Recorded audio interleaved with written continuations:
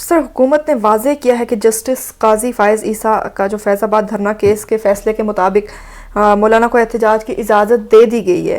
یہ وہی جج ہیں جو اپوزیشن کے بہت ہی پسندیدہ اور ہر دل عزیز ہیں، اور آج اسی جج کا فیصلہ ماننے سے بھی یہ لوگ انکاری ہیں. وہ نہ مانے، کیونکہ یہ تو بالکل میں سمجھتا ہوں کہ دھونس اور دھمکی کے ذریعے ہر چیز کرانا چاہ رہے ہیں. لیکن قاضی فائز عیسیٰ کا فیصلہ جو ہے وہ کوئی بہت انہونی چیز نہیں تھی، کوئی ایسی بہت آپ کہہ لیجئے کہ کوئی ایسی چیز جو کبھی دنیا میں ہوئی نہیں وہ انہوں نے فیصلہ کر کے دکھا. نہیں، وہ نہیں، یہ ہمارے آئین میں ہے. انہوں نے صرف آئین کو ہی ری انفورس کیا. آئین کیا کہتا ہے؟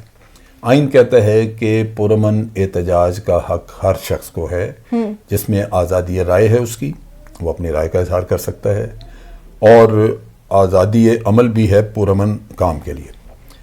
اب یہ آپ کو اجازت، لیکن اس کے ساتھ یہ قانون یہ بھی کہتا ہے کہ یہ پرامن ہونا چاہیے احتجاج، جس میں آپ سرکاری املاک کو، نقصان نہ لوگوں کی املاک کو نقصان نہیں پہنچائیں گے. سو مچ سو کہ لوگوں کی عام روزمرہ زندگی میں خلل نہیں آئے گا.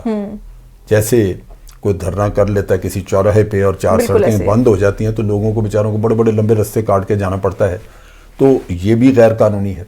سو یہ قاضی صاحب نے، قاضی فائز عیسیٰ نے اسی چیز کو اپنی ججمنٹ میں دہرایا ہے. قانون کا ریفرنس نہیں دیا انہوں نے، لیکن انہوں نے کہا کہ جناب اگر کسی نے احتجاج کرنا ہے تو اس کو یہ کرنا ہوگا، اور یہ ایکچولی ہمارا قانون ہے ملک کا، آئین میں دیا ہوا ہے. اچھا سر، یہ جو تمام لوگ نواز شریف، شہباز، بلاول، یہ فضل الرحمان، تمام اگر یہ کہہ رہے ہیں کہ سلیکٹڈ وزیر اعظم اور ان سے چھٹکارا چاہتے ہیں اور نئے الیکشن کی وجہ سے آزادی مارچ کر رہے ہیں کہ مطالبہ ہے کہ نئے دوبارہ سے الیکشنز ہوں، تو کیا ان کے پاس ایک یہ سلوشن نہیں بنتا کہ تمام پارٹیز سینٹ، قومی اسمبلی، صوبائی اسمبلی سے استعفے دے دیں، ان کا اعلان ہی کر دیں، دینا سے اعلان کر دیں، اور وزیر جا کے فضل الرحمان صاحب کو کہیں کہ ٹھیک ہے ہم یہ سٹیپ لینے کو تیار ہیں، اس طرح سے کر کے، تو شاید ایک پازیٹیو اور ایک پرامن سلوشن اس بات کا نکل سکتا ہو، بجائے اس کے کہ سڑکوں پہ آ جائیں، ڈرامہ کریں، پوری دنیا کو بھی دکھائیں اور ایک نیگیٹو میسج جائے پاکستان کا.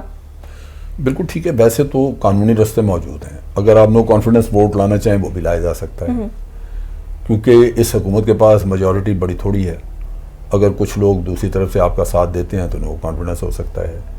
نو کانفیڈنس کے علاوہ آپ اگر چاہیں تو آپ نئے الیکشن کا بل پاس کرا، وہاں پہ آپ قرارداد پاس کرا لیں نئے الیکشن کے لیے. وہ نئے الیکشن بھی مڈ ٹرم الیکشن ہو سکتا ہے. اور اگر استعفے دینے چاہیں، یہ لاسٹ ریزورٹ ہے، اسمبلیاں بیکار ہو جائیں گی اگر اس میں سے پیپلز پارٹی بھی نکل جائے، نون لیگ بھی نکل جائے، جے یو آئی نکل جائے، اے این پی کی جو 2-3 سیٹیں ہیں وہ بھی نکل جائیں. اگر یہ لوگ چھوڑ دیں تو پارلیمنٹ میں رہ کے جائے گا، مجبوراً پارلیمنٹ توڑنی پڑے گی، نئے الیکشن کرانے پڑیں گے. تو یہ ان کا مقصد نہیں ہے، یہ بس انتشار پھیلانا چاہ رہے ہیں. مقصد ہے انتشار. اب مقصد انتشار، بعض لوگ بڑا برملا کہتے ہیں کہ قانونی رستے موجود تھے لیکن یہ رستہ انتشار کے لیے اختیار کیا گیا. کیوں؟ کہ مقصد تھا کہ کشمیر کے مسئلے سے توجہ ہٹائی جائے. انتشار کا فائدہ صرف آپ کے دشمنوں کو پہنچ رہا ہے. پاکستان کے اندر انتشار، اس کا دشمنوں کو فائدہ. آج مہینے سے اوپر ہو گیا ہے، کشمیر سے فوکس ہٹ گیا. بھارت کشمیر کو کھا گیا. یہ 27 تاریخ کو انہوں نے یکم سے بدل دیا اپنا سارا، بجائے اس کے کہ ہم دنیا کے سامنے یہ رونا روتے، ہم اپنے دکھ میں پڑے ہوئے ہیں. اور مولانا نے یہ ملک کی خدمت کر دی ہے جو بھارت کے فائدے میں زیادہ ہے اور ہمارے نقصان ہی نقصان میں ہے. تو میں سمجھتا ہوں کہ یہ ملک دشمنی کے مترادف ہے. اس میں بے شک آپ صرف اپنے مفادات دیکھ رہے ہوں، تب بھی اس میں نہ عقل مندی ہے، نہ ہوش مندی، اور نہ ہی حب الوطنی ہے کہ آپ ایسے موقع پہ جب پہ آپ کے ملک کے لیے مسائل بہت تھے اور ان کی طرف آپ سب کو مل کے توجہ دینی چاہیے تھی، آپ یہ اس طرح کا کام ملک کے اندر انتشار پیدا کر کے بیٹھ جائیں. یہ قطعاً بھی ناقابل معافی ہے. سر جیسے آپ نے بھی کہا کہ اگر یہ ڈی چوک کی طرف بڑھنے کی کوشش کرتے ہیں تو گورنمنٹ کو روکنا چاہیے. تو گورنمنٹ جب ان کو روکے گی تو آبویسلی ایک وائلنس کریٹ ہوگا. تو کیا آپ کو لگتا ہے اس سچویشن میں بھی نون لیگ اور پیپلز پارٹی مولانا صاحب کا ساتھ دیں گی؟ میرا خیال ہے کہ زیادہ مولانا کی فورس، میرا خیال ہے کہ نون لیگ اور پیپلز پارٹی اس معاملے میں ساتھ نہیں دیں گے. انہوں نے دھرنے کا بھی کہا کہ ہم نہیں جائیں گے، کیونکہ نسبتاً میچور پارٹیز ہیں، ان میں لوگ ہیں پرانے سیاستدان، وہ کچھ نہ کچھ ان کے اپنے بھی مقاصد ہیں، لیکن اس کے باوجود وہ سمجھتے ہیں کہ ان چیزوں کا نقصان ہو سکتا ہے. لیکن اگر وائلنس ہوتی ہے، اور مولانا ہی اس کو لیڈ کر رہے ہیں, مولانا ہی دھمکیاں دے رہے ہیں, تو اگر کوئی لوگ مارے جاتے ہیں تو اس کا مقدمہ مولانا پہ بننا چاہیے, کیونکہ مولانا ہی دنیا کو, لوگوں کو ابھار کے ان کو آپ کہہ لیجئے کہ اس باغیانہ روش پہ مولانا ہی ان کو اکسا رہے ہیں. تو جو اکسانے والا ہے وہ جرم میں برابر کا شریک ہوتا ہے. اگر خدا نہ خواستہ اللہ نہ کرے کسی کی جان چلے جاتی ہے تو میرا خیال ہے کہ ذمہ داری مولانا پہ عائد ہوگی. سر اس تاثر میں کتنی تقویت ہے کہ آزادی مارچ کی وجہ سے نواز شریف کو ریلیف دیا گیا ہے, اس شرط پہ کہ نون لیگ جو ہے نا اس مارچ میں, آزادی مارچ میں شریک نہیں ہوگی, اور ساتھ یہ بھی کہ آزادی مارچ کی وجہ سے گورنمنٹ نے تاجروں کے ساتھ ایک کمزور معاہدہ کر لیا ہے. دیکھیں بات یہ ہے, حکومت کو یہ لگ رہا ہے کہ بہت سارے محاذ ایک ہی دفعہ کھل گئے ہیں, لہذا حکومت نے اپنی کیپیسٹی بھی دیکھنی ہوتی ہے کہ ایک وقت پہ کتنے محاذوں پہ وہ جنگ کر سکتے ہیں. لہذا وقتی طور پہ بعض محاذوں کو بند کر دینا بھی عقل مندی ہے, اچھی بات ہے. جہاں تک تاجروں کا تعلق ہے, تاجر بالکل چیز واضح ہے کہ وہ ٹیکس نہیں دینا چاہتے, لیکن حکومت نے ان کو معاف نہیں کیا. حکومت نے 3 مہینے کا وقت دیا ہے. 3 مہینے بعد جب دوبارہ وہ بیٹھیں گے تو پھر ان کے پاس جواز نہیں ہوگا کہ وہ حکومت کو بلیک میل کر سکیں. آج صورتحال یہ ہے کہ اکثر دکانوں پہ, اکثر جگہوں پہ تاجر جو ہے وہ آپ سے سیلز ٹیکس وصول کر رہا ہے 17%, لیکن وہ خود چونکہ رجسٹرڈ نہیں ہے آگے FBR کے ساتھ, تو وہ سیل ٹیکس گورنمنٹ کو دے ہی نہیں رہا. اس نے ریٹرن فائل کرنی ہوتی ہے سیل ٹیکس کی, وہ نہیں کر رہا, آپ پیسے دے رہے ہیں. ایسے ہی ہے. تو تاجر آپ کے ساتھ دگنی بےایمانی کر رہا ہے کہ آپ سے وصول کیے اور پھر خود کھا گئے, حکومت کو ایک پیسہ نہیں گیا. تو یہ تو لوگوں کو سوچنا چاہیے. تاجروں کے جلسے جلوس پہ ٹھیک ہے تھوڑی مدد آپ نے کر دی, 2-3 مہینے آگے پیچھے کر دیے, لیکن یہ ناقابل معافی چیزیں ہیں. اگر آپ میں کوئی بھی لوگ ٹیکس دے رہے ہیں تو سارا بوجھ اس ملک کا وہ تو نہیں اٹھائیں گے, جو باقی ٹیکس دینا جن کی ذمہ داری ہے وہ بھی دیں. ٹیکس نہیں دیں گے, قرضہ کیسے اترے گا, تو ملک دیوالیہ ہو جائے گا. پھر آپ باہر نکلیں گے, اس وقت کیا ہوگا؟ کچھ آپ بچا سکیں گے اپنا؟ IMF نے آپ کو قرضہ دیا ہے, اس نے پیسے واپس لینے ہیں. بالکل ایسے ہی ہے. اور وہ پیسے تبھی واپس آئیں گے جب آپ کچھ کمائیں گے آگے سے ٹیکس کی شکل میں, یا کوئی آپ کی ایکسپورٹ بڑھیں گی اس کی شکل میں, کمائی کریں گے تو اگلا قرضہ اتاریں. قرضہ اترا تو آپ آئندہ پھر ترقی یافتہ ملکوں کی طرح کام بھی کر سکتے ہیں. تو یہ میرا خیال ہے کہ ذمہ داری سمجھنی چاہیے. یہ تاجروں نے بلیک میل کیا ہے اور حکومت کو وقتی طور پہ تھوڑی پسپائی کرنی پڑی ہے.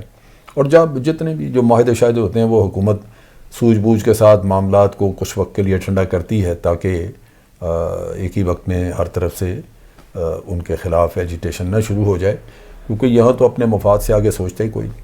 بالکل ایسے. سر شہباز شریف صاحب مسلسل یہ کہہ رہے ہیں کہ حکومت دیں 6 ماہ میں حالات ٹھیک کر دیں گے. بعض تجزیہ کاروں سے یہ بھی سنا ہے کہ شہباز شریف کو گرین سگنل ملا ہے, اس لیے وہ اس قسم کے بیانات دے رہے ہیں, اور انہوں نے جو آزادی مارچ ہے اس میں بھی نون لیگ کی بالکل شرکت کو جو ہے نا نہ ہونے کو یقینی بنایا ہے.